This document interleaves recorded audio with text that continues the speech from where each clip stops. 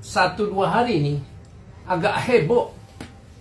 Sampai ada yang nyeruduk ke Hotel Fairmont karena di sana DPR dan juga sejumlah pihak yang memang terlibat di dalam rapat tersebut itu sedang membahas rancangan undang-undang TNI yang baru.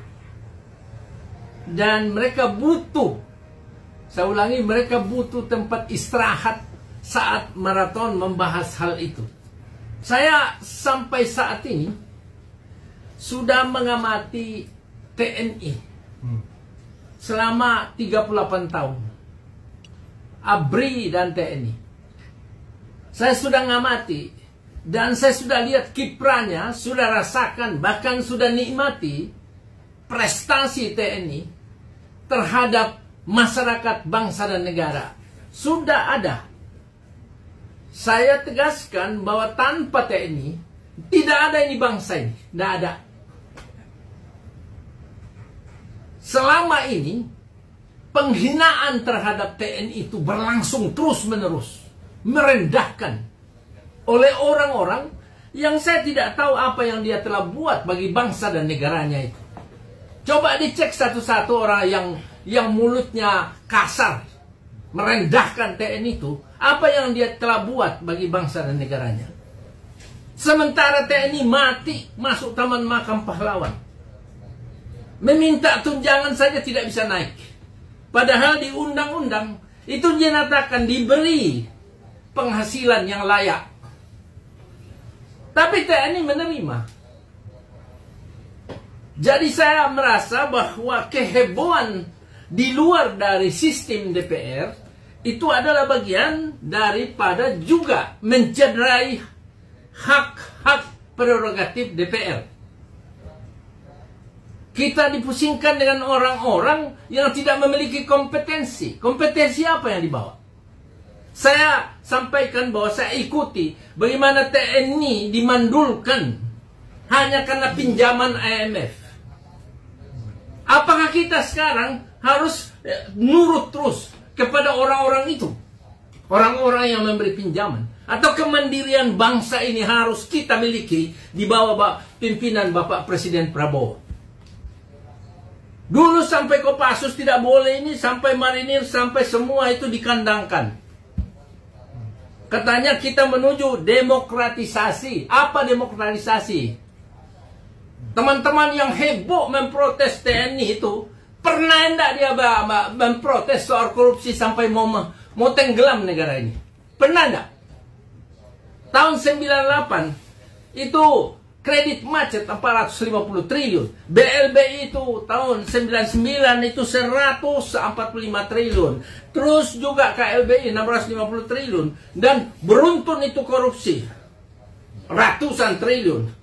Teman-teman itu pernah enggak berpikir bahwa kalau mereka mensuarakan demokratisasi, di dalam demokratisasi itu ada hak kewajiban warga negara. Tapi tidak didapatkan karena koruptor merajalela. Teman-teman yang juga mengaku sebagai orang-orang NGO itu, ada enggak dia pikirkan ini? Penderitaan rakyat begitu kuat. Pernah enggak dia suarakan? Sementara TNI yang sudah berjeripaya dengan segala kekurangannya, tetap berada pada lini terdepan supaya negara ini tetap tegak. Memang di dalam Undang-Undang 34 2004, tugas TNI itu adalah menegakkan kedaulatan negara, mempertahankan keutuhan wilayah, negara kesatuan berdasarkan Pancasila dan Undang-Undang Dasar, serta melindungi segenap bangsa dan seluruh tumpah darah Indonesia dari ancaman gangguan keutuhan bangsa dan negara. Ada indikasi bahwa ada upaya untuk tidak mengutuhkan negara ini. Saya mengamati dengan cermat situasi yang dialami oleh TNI. Mereka panas dingin bercampur marah. Marah, saya ulangi, bercampur marah dalam hati tapi tidak diutarakan karena ada Sabta Marga Sumpah Prajurit yang melarang. Jadi di dalam pengabdiannya itu mereka menderita perasaan, tetapi tugas-tugasnya lancar, terkoordinasi, dan tercapai dengan baik. Kita tidak ada, saya tidak ada di kantor ini, saya tidak pakai jas, saya tidak pakai apa kalau tidak ada itu TNI. Coba aja, Undang-Undang 34 tahun 2004 itu kan dikatakan, itu tugas pokoknya itu TNI tidak lakukan operasi militer untuk perang. Saya kira ini tidak usah dibahas. Itu memang demikian. Nah, selain itu operasi militer, selain perang itu ada bermacam-macam. Ya, ada sampai 14 tugas TNI di sana. Ya, kalau bisa saya bacakan satu-satu itu. Yang pertama, mengatasi gerakan separatis bersenjata. Yang lalu dilarang.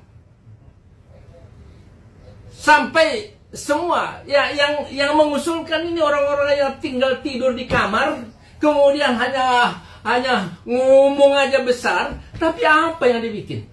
Saya tidak setuju saudara mengatasnamakan adalah masyarakat sipil. Saya masyarakat sipil, jangan atasnamakan saya. Jadi yang kedua, mengatasi akte teroris. Yang ketiga, mengamankan wilayah perbatasan. Yang keempat, mengamankan objek vital nasional yang bersifat strategis. Pembangkit listrik, telekomunikasi, pelabuhan, dan lain-lain. Apa yang bersifat strategis. Strategis artinya membawa makna berdaya guna manfaat bagi bangsa dan negara sebagai penghasilan pemerintah dan juga berlanjutnya investasi. Nah, yang keenam, melaksanakan tugas perdamaian dunia. 7, mengamankan presiden dan wakil presiden beserta keluarganya. Memberdayakan wilayah perbatasan dengan kekuatan pendukung secara dini. Yang ke-11 itu ya mengamankan tamu negara. Ke-12, membantu menanggulangi akibat bencana alam. Dan itu terlaksana dulu. Itu terlaksana. Membantu pengungsian dan pemberian bantuan kemanusiaan.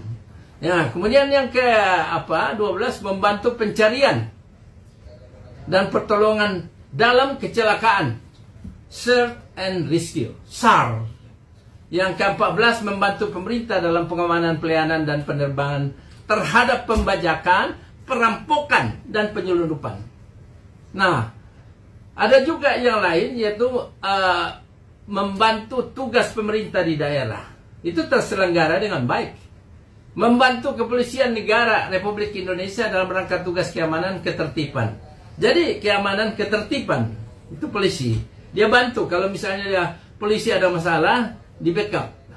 Nah, di dalam 14 tugas sesuai Undang-Undang Nomor 34 Tahun 2004 ini, pada saat misalnya perubahan tugas TNI mengatasi aksi teroris, itu diserahkan ke institusi lain, dan juga mengamankan objek vital negara diserahkan kepada ini.